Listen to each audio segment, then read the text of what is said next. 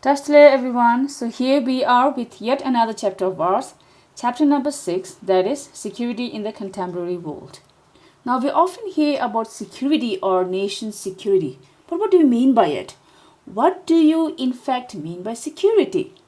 So basically security means freedom from threats, but then if we define by this definition, this will not work because life is full of threats in different forms. So therefore it would be impossible if you count every single threat in terms of security. So because of that, those who study security, they have defined security as, I quote over here, freedom from extremely dangerous threats that could so endanger core values, unquote. But then again, what do you mean by core values? By core values, we mean those values which would be so damaged by the threats that it would be beyond repair if we did not do something to deal with the situation. Okay, for example, sovereignty of a country, or you can also say human rights, etc. So in this chapter, it talks about two different ways of looking at security, which we'll do in detail. All right. So this is an overview of your chapter. As I just said, the study of security has been divided into two different notions. The first notion we have is the traditional notion. This is a narrow concept and it basically talks about nation security or the use of force over here.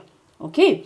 And the second notion we have is the non-traditional notion, which came much later. Now this is a broad concept and it talks about human security or the global security rather than the nation security. Right. However, in this clip, we'll talk only about the traditional notion. So this is the map of traditional notion on security. Now, most of the time when we read and hear about security, we are talking about the traditional notion, that is nation's security. All right. The traditional notion is further divided into two different threats, that is external threat and internal threat. We'll do each in detail. All right.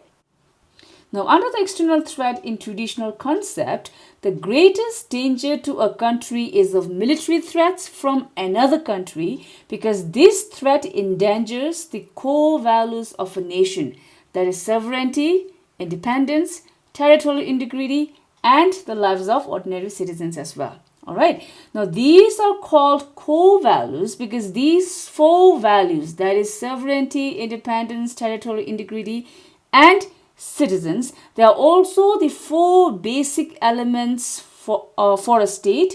And any threat to any one of these elements eventually harms the statehood or the status of the statehood of that country. So basically, the source of the threat or danger is external, that is another country in the form of military attack. Fine. The next question we have is, what can a country do or how can the government of that country respond to these threats or war? Well, there are four choices. Okay. So here are the components of the traditional notions of external security or the choices a government has when faced with the war or external threat. Now, I said a government has four choices, right? But then you see five over here. Well, we'll first do surrender. Okay. In the case of a war, a government can always surrender. But, of course, they will never advertise this as their policy. So we don't count this as a policy and thus we'll remove this. So now we are left with four. We'll first do deterrence. Now deterrence is a security policy that is concerned with preventing war. All right. It is the logic that both sides have the capacity to retaliate against an attack and to cause so much destruction that neither can afford to initiate war. We have already done this in our earlier chapters. So in simple words, deterrence means you just try to prevent the other side from attacking by promising to raise the cost of war to an unacceptable level. Now we must also understand that deterrence relationship although prevents war, but it doesn't prevent the rivalry between the powers. Okay. Next one we have is defense. Now, defense actually is to defend yourself when war actually breaks out, so as to deny the attacking country. All right. The objectives of defense is to defeat the attacking forces altogether with limiting or by ending war. For example, we have Indo-Pakistan, that would be a defense. And if you talk about deterrence, then we can cite the example of India and China. Okay. The third one we have is the balance of power. This is where the countries, they try to maintain a balance of power with other nations. Now, most of the time, the countries are more scared of their neighboring countries than the superpowers which are far away. So, the countries therefore work hard to maintain a favorable balance of power with countries, especially those close by or neighboring countries, especially with whom they have differences or with those they have had conflicts in the past. All right. So the best way of maintaining a balance of power is to build up one's military power and of course economic and technical power, as they are the basis for military power, because to build up arsenals you need good economy and advanced technology as well. All right. Then finally we have the alliance building. Now this should be easy to understand, as in our first chapter we have studied about US alliance and the USSR alliance. Remember? So the Cold War competition between United States and the USSR, it led to the formation of alliances. In Europe, the creation of NATO led by USA and the Warsaw Pact led by communist Russia. Okay, so an alliance actually is a coalition of states, or you can say a group of states that work together to defend against a military attack. Now, most alliances are formed through written treaties. For example, NATO, Warsaw, CETO, CENTO, etc. All these were formed through treaties. So alliances are formed to increase their effective power against any other country or alliance, because by joining an alliance, you become much stronger since you're facing the attack not as an individual country, but as a group or as an alliance. For example, United States versus NATO. So because of the NATO alliance, United States country as a country becomes much stronger, because then it is not only United States, but you have the backing of all the other countries, that is the NATO as a group. All right.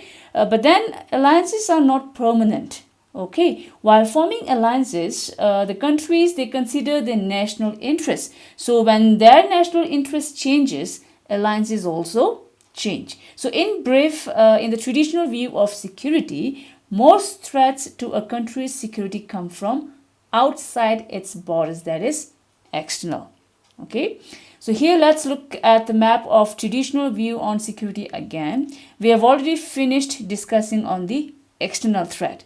Okay. And now you all know that in the traditional view of security, most threats to a country's security come from outside its borders or external. Having said that, security also depends on internal peace and order as well. Okay, so we'll now focus on the internal threat. Here, countries also face internal threats. Security also depends on internal peace as much as on external peace. Okay, it is very important to have internal peace and security so that you can face external threats. Fine. But then internal security was not much given importance after the Second World War, because after the Second World War, for most of the powerful Western European countries on the earth, internal security was more or less assured. Because after 1945, due to the Cold War tensions between the United States and the Soviet Union, two blocs or the alliances were formed. We know those alliances as Western Bloc and Eastern Bloc. Okay, so the countries within the blocs, they appeared to be united, and therefore they didn't face threat from their member alliance. So the focus for them, however, was more of external, that is attack from the other bloc. Okay, So the Western Bloc countries, they feared attack from the Eastern Bloc countries and vice versa. But then the Afro-Asian countries were facing lots of internal threats. So the internal threat for Afro-Asian countries were different from that of European Western countries, and we'll see how. All right.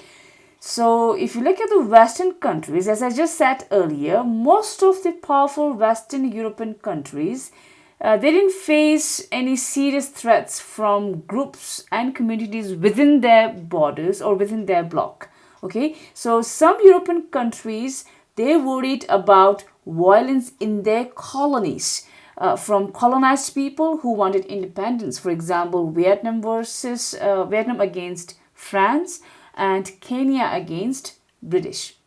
So the internal threats for the Western countries was from their colonies. Okay, but then if we talk about Afro-Asian countries, most of the Afro-Asian countries were former colonies and they had various security issues. For example, after gaining independence, some countries, they joined the superpowers, and because of that, they became the victim of Cold War. So like the Western countries, they were also always afraid of the Cold War turning into hot war or being attacked by the other bloc. Okay, and second fear was that they also feared the colonial powers might attack them again. So besides these external threats, they also faced internal problems. As I mentioned earlier, security challenges faced by the Afro-Asian countries were different from that of the challenges faced by the Western countries. As you can see in the slide, the Afro-Asian countries faced the threat of internal military conflict, secessionist movements, civil wars, and insurgencies. Okay, now the countries, they had to worry about internal military conflict. These countries, they faced threats not only from outside their borders, which is external threat, or mostly from neighbors, but they also faced military conflict from within. Many newly independent countries, they came to fear the neighbors even more than they feared the United States or Soviet Union or even the former colonial powers. They mostly quarreled over borders and territories. Okay, so besides the internal military conflict, the new states, they also faced threats from separatist movements or secessionist movements which wanted to form independent countries. And sometimes the external and the internal threats, they merge together. A neighbor might help an internal separatist movement, leading to tensions between the two neighboring countries. For example, we have the 1971 Indo-Pakistan War over Bangladesh, where the Indian government, they helped the Bangladeshi separatist movements. Okay, so the countries, they also face civil wars and insurgencies over religious and other ethnic issues, such as the ones we studied under Sri Lanka and Nepal. Fine. Now, although focus is given more on external threats, but then the internal wars now make up more than 95% of all armed conflicts fought anywhere in the world. Okay. We then have the traditional security and forms of cooperation. The traditional security believes that cooperation amongst nations can limit violence. They also believe that countries should go to war only for self-defense and to prevent other people from genocide. Okay. They also believe that armies must avoid killing or hurting non-combatants, or you can say civilians, as well as unarmed or surrendering soldiers or combatants. Okay. So they also say that force must only be used when all other alternatives have failed. All right. So under the forms of cooperation, first one we have is the disarmament. Disarmament means giving up of certain kinds of weapons. For example, we have over here Biological Weapons Convention in 1970, which was signed in 1972, and then we have Chemical Weapons Convention, which was signed in 1992. But then the superpowers, that is the United States and Soviet Union, they did not want to give up the third type weapons of mass destruction, that is the nuclear weapons, and that's why they pursued arms control. So the second one we have is the arms control. Now before we move on to arms control, I just wanted to say that that the COVID-19 pandemic or the coronavirus, some people believe and blame China that this virus was created in their labs and that they have made this biological weapon. So if this is proven, then that would be against this biological weapons convention. Okay. So second one, arms control. Arms control is another important strategy of traditional notions of security. It limits the acquisition, or you can say it limits the adding up and use of weapons, certain types of weapons. Now, following the arms control, United States and Soviet Union, they have signed a number of arms control treaties like ABM, the Anti-Ballistic Missile Treaty, which was signed in 1972. Then we have the START, we also have the SALT, and we have the Nuclear Non-Proliferation Treaty, which was signed in 1968. We have already learned about these treaties in chapter number 1. So I'm not going to go in detail. You can always have a look at your first chapter to remind yourself about these treaties. Third one is the confidence building. Now, confidence building is a process in which countries, they share their ideas and information with their rivals in order to build mutual confidence. So they tell each other about their military intentions or military plans. They also tell each other about the kind of forces they possess, and they also may share information on where those forces are deployed. So why do they do this? Because by doing so, they want to remove any mistrust or any suspicion among nations, and this will also ensure that rivals do not go to war through misunderstanding or misperception. Right? So in traditional view of security, force is the main threat as well as the principal means to achieve security. So this is all about traditional notion of security. Let's have a quick recap. In this clip, we talked about the meaning of security, which means freedom from extremely dangerous threats that endangers our core values. Over here, core values is important, okay? So you have to remember this word. Now, out of the two notions on security, that is traditional and non-traditional notion, we discussed about the traditional notion at length, which basically talks about security of a nation. Okay, so as per traditional notion, there are two possible threats, that is external threats and internal threats that a country could face. External threats means military threat from another country or war to which a country can respond in the form of deterrence, defense, balance of power, or alliance building. Besides external threat, a country also faces internal threat. All right. We then talked about the difference in the internal threats between Western European countries and Afro-Asian countries. While the Western European countries face threats of possible violence in their colonies seeking for independence, the Afro-Asian countries, they face internal threats in the form of internal military conflict, secessionist movements, civil wars, and insurgencies. We then finally discussed about the forms of cooperation in the traditional security, that is disarmament, arms control, and confidence building.